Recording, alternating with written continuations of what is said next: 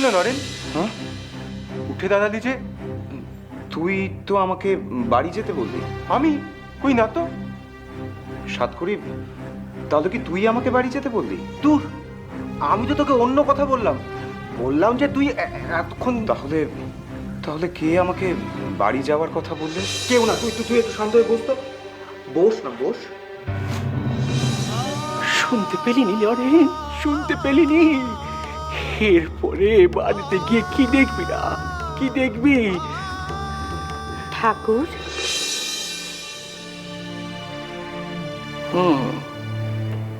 রামনীলর খুঁড়িয়েছো? আপনার জন্য পান নিয়েছি, নিন।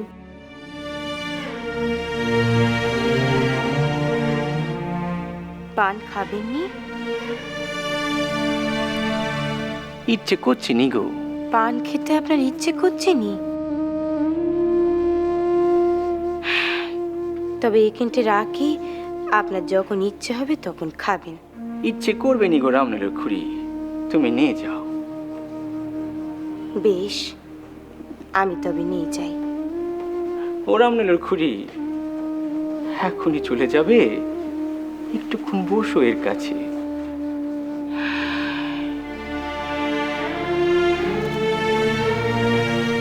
আজ আপনার কি হয়েছে বলেন তো ঠাকুর? মনটা বসে নাই গো।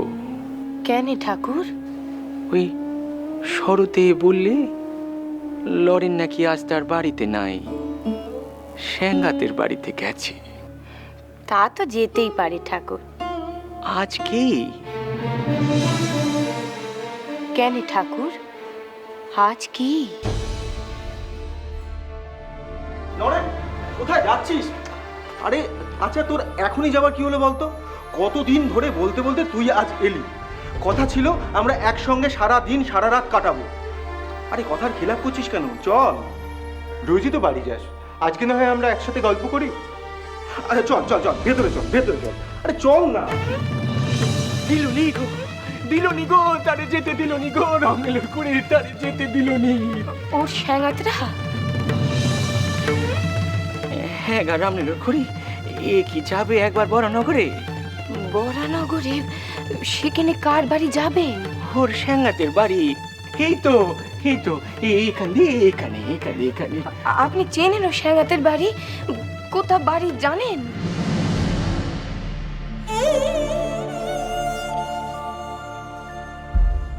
তবে আপনি যাবেন কেমনি?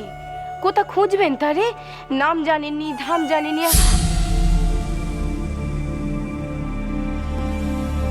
ঠাকুর, নরেনের বাড়ি থেকে কিছু হয়েছে? তার বাপ যে সময় গুনছে, তার আসবার পায়ের শব্দ শুনতে পাচ্ছে। ঠাকুর!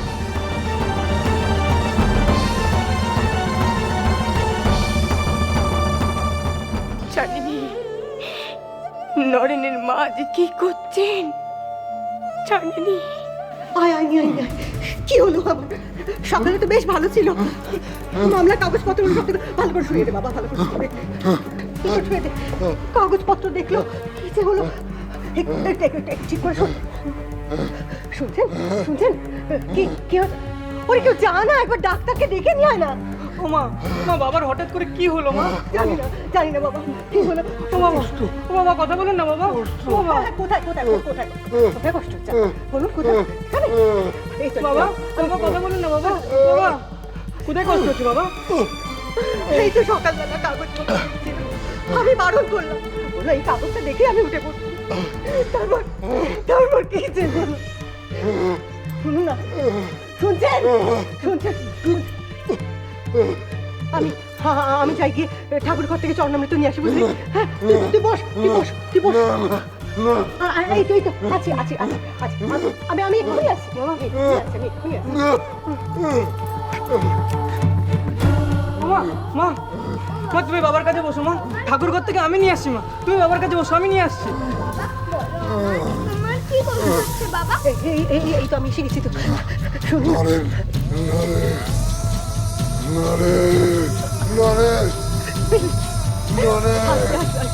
বাবা তোমার কি হয়েছে বাবা? ও বাবা বলো না বাবা, বাবা তোমার কি হয়েছে বাবা? বিলে বিলে তুই একটি বাধা হয় ও বাবা, ও বাবা, একটি বাধা। শুনেছেন ওপারের অংশ দিয়ে বৌমার চিৎকার শুনলাম। চিৎকার মানে? এই নরেন নরেন বলে চিৎকার করে উঠলো। আপনার আপনার ভাই বুঝি যায় যায়। সেই তখন থেকে ওপাশ থেকে হাওয়ায় কত কি ভেসে আসছে। বৌমার চিৎকার, মহেন আর ভূপেনের বাবা বাবা বলে কান্না। আর নরেন, নরেনের কোনো আওয়াজ শোনোনি? না, ওদের বাড়ির কাজের লোকটার কথাও শুনেছি, জানলা দিয়ে ছুটোছুটি করতেও দেখেছি, কিন্তু নরেনের গলার আওয়াজ তো একবারও পাইনি। বিশ্বনাথ বুঝি? থাক, বুঝেছি, আমাকে আর বলতে হবে না। একবার যাবেন? যাওয়া তো উচিত, নিজের রক্ত, কিন্তু গেলে যদি মনটা নরম হয়ে যায়। না না না না না, সেই সুযোগে ওই বৌমা যদি আবার আপনার থেকে কথা আদায় করে নেয়, না না না, ও গিয়ে লাভ নেই, যা হচ্ছে হতে দিন। বিলে বিলে রে, তোর বাবা বোধহয় আর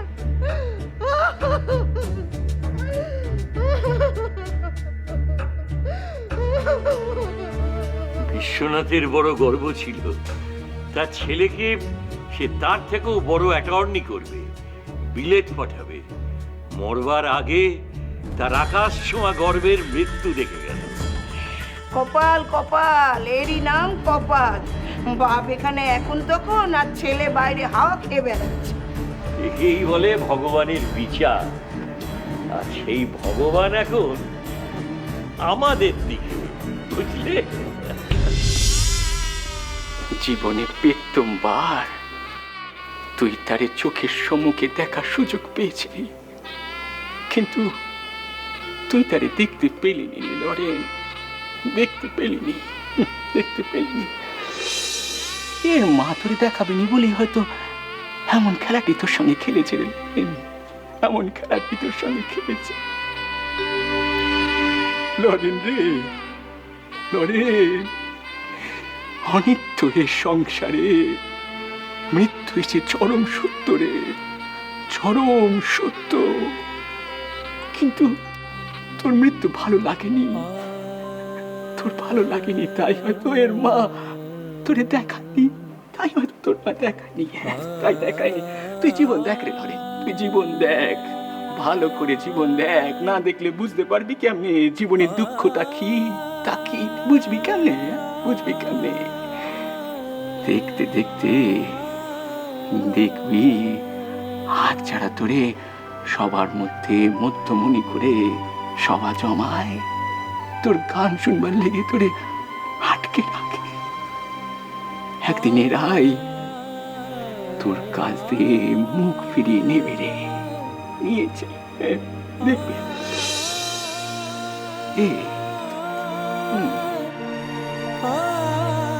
হই হই, শুনছিস, শুনছিস? জীবন মরণ যার পায়ের তলায় লুটিয়ে আছে, সে পাত্তি বাজিয়ে জানান দিচ্ছে সে আছে, সে আছে, সে যে জীবন মরণে বিরেজ করছে, বিরেজ করছে। সে যে তোরে নতুন করে সাজাবে বলে আয়োজন করতে লেগেছে রে, আয়োজন করতে লেগেছে। জয় মা, জয় মা, জয়।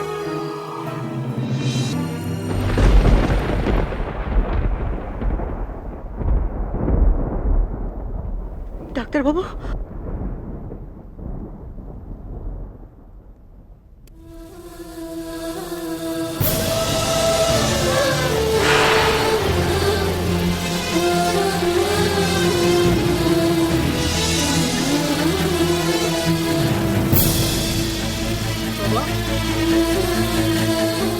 বাবা, বাবা, বাবা, বাবা, বাবা, বাবা, বাবা, বাবা, বাবা, বাবা কথা বলো বাবা কথা বলো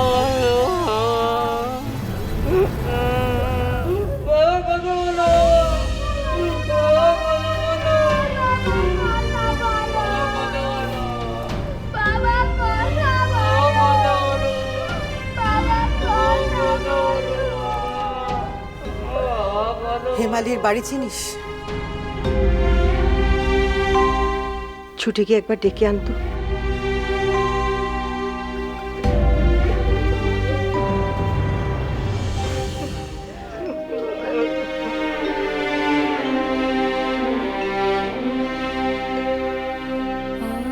বুকটা আমার খাঁ করছে, কিন্তু আমাকে এখন শোক করলে হবে না। আমি যদি শোকে আচারি পিচারি খাই, তবে আমার ছেলেরা কার দিকে তাকাবে? আমি ভেঙে পড়লে ওরা যে ভেসে যাবে। আমাকে শক্ত হতে হবে, শক্ত হতেই হবে। বাবা কিছু বলো, বাবা কিছু বলো, বাবা কিছু বলো। বাবা মহেন, একবার তোর রাম দাদার বাড়ি যা। না মা, বাবাকে ছেড়ে আমি কোথাও যাব না মা, বাবাকে ছেড়ে আমি কোথাও যাব না। আমার কথা বলতে নেই বাবা, সামনে আমাদের অনেক কাজ, কর্তব্য করতে হবে তো। যা বাবা যা, আমি বলছি যা।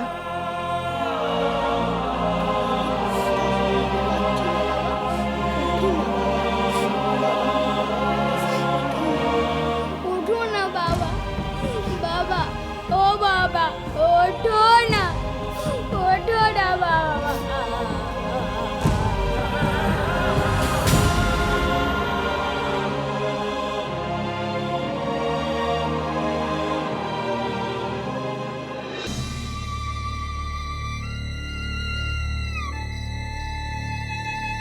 কি গো, ভাইপোর জন্য মন কেমন করছে বুঝি?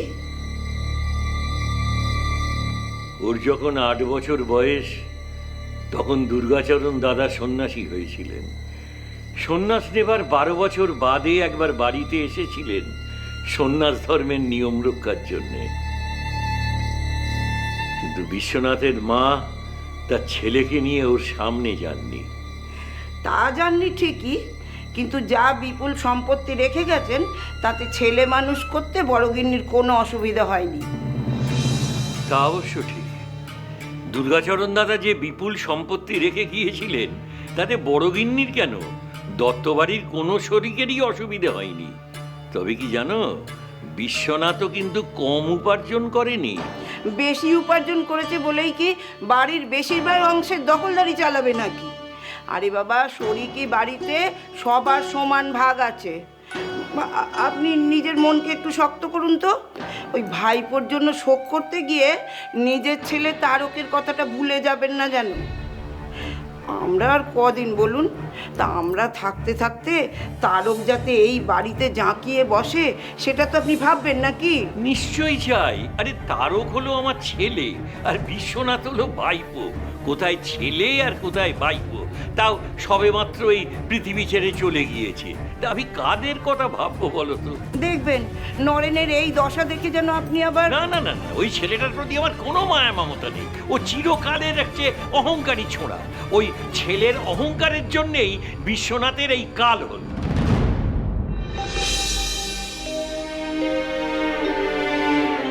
তার পাপ যে সময় খুঁজছে, তার আসবার পায়ের শব্দ শুনতে পাচ্ছে।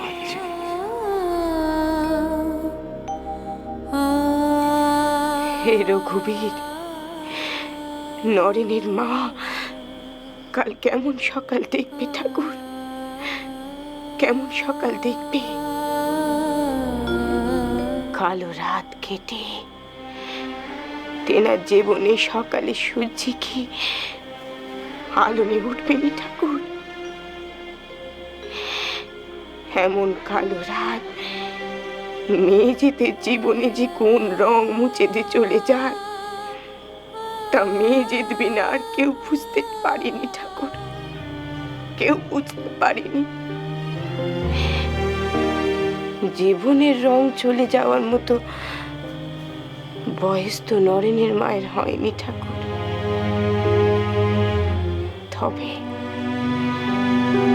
তবে তেনার উপর এমন অবিচার কেন হলো ঠাকুর?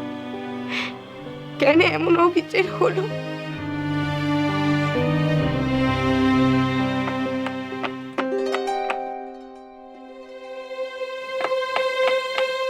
এত রীতি আবার কে এলো?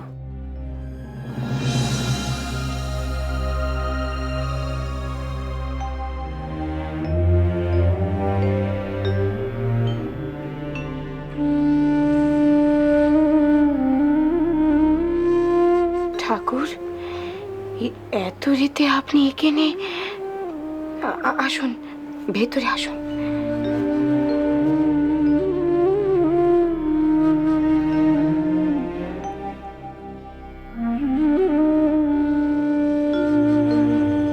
ঘরে আর মন টিকছিল নি গো, মন টিকছিল নি।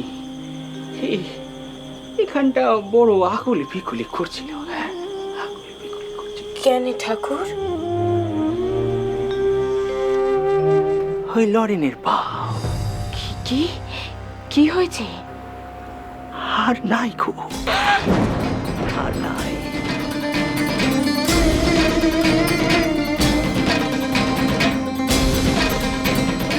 ঠাকুর,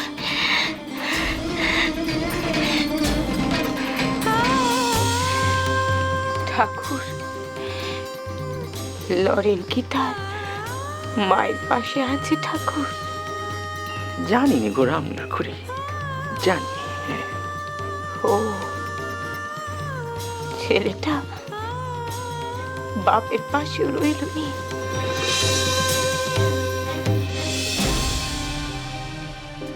আপনি এখন ঘরে যান ঠাকুর। ঘরে? হ্যাঁ, ঘরে গিয়ে বসি। হ্যাঁ, ঘরে গিয়ে বসি। হ্যাঁ।